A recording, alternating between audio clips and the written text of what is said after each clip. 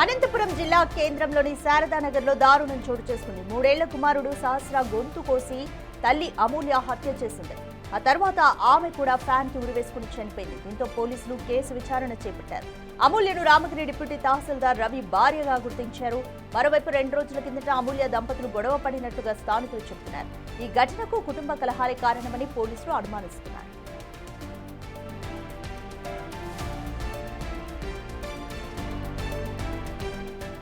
గురువారం రాత్రి ఇంటి తలుపులు మూసి ఉండడంతో స్థానికులకు అనుమానం వచ్చి కుటుంబ సభ్యులకు సమాచారం అందించారు. సమాచారం అందుకున్న కుటుంబ సభ్యులు ఇంటికి చేరుకుని తలుపులు బద్దలు కొట్టి లోపలికి వెళ్లారు. రక్తపు మడుగులో కుమారుడు, ఫ్యాన్ కురివేసుకున్న స్థితిలో అమూల్య ఉన్నారు. వెంటనే స్థానికులు పోలీసులకు సమాచారం ఇచ్చారు. డీఎస్పీ శ్రీనివాసుల పర్యవేక్షణలో 1 టౌన్ పోలీసులు కుటుంబ సభ్యుల నుంచి వివరాలు సేకరించారు. ఈ 2 మరణాలకు కుటుంబ కలహాలా లేక ఇతర సమస్యలేమైనా ఉన్నాయా అన్న కోణంలో పోలీసులు దర్యాప్తు చేస్తున్నారు.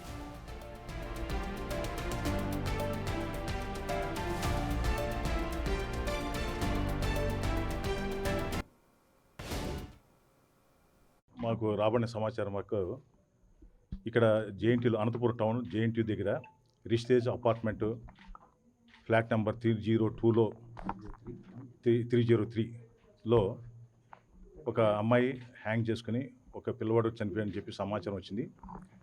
దాని మీద ఇక్కడ మా సయ్య గారు మేము వచ్చేసి విజిట్ చేసాం. ఇక్కడికి వచ్చి చూస్తే ఆమె భర్త ఈరోజు మార్నింగ్ 10:30కి 10 ప్రాంతంలో ఆఫీస్కి వెళ్ళాడు.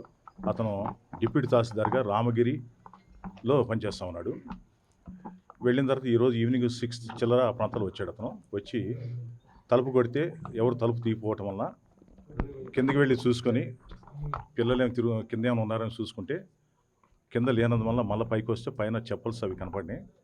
దాంతో అనుమానం వచ్చేసి ఆ పక్కన ఈ ఇంటి ఓనర్ని అలానే ఈ పక్కన నైబర్స్ని ఈలోగా వచ్చిన మా కానిస్టేబుల్ సమక్షంలో మెయిన్ డోర్ని బ్రేక్ చేసి లోపలికి వెళ్తే లోపల సెకండ్ బెడ్రూమ్లో కూడా బోల్ట్ చేసింది.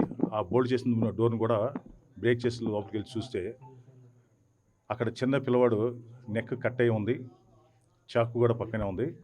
అలానే ఈ అమ్మాయి వచ్చేసి ఎవరైతే బండ మీద అమూల్య డిసీజ్డ్ అమ్మాయి ఉందో 30 years, ఆ అమ్మాయి వచ్చి అక్కడ ఉన్న ఒక చైర్ మీద చిన్న స్టూల్ వేసుకుని ఆ స్టూల్ ద్వారా పైకి సీలింగ్ ఫ్యాన్కి శారీతో ఉరేసుకుని ఉంది.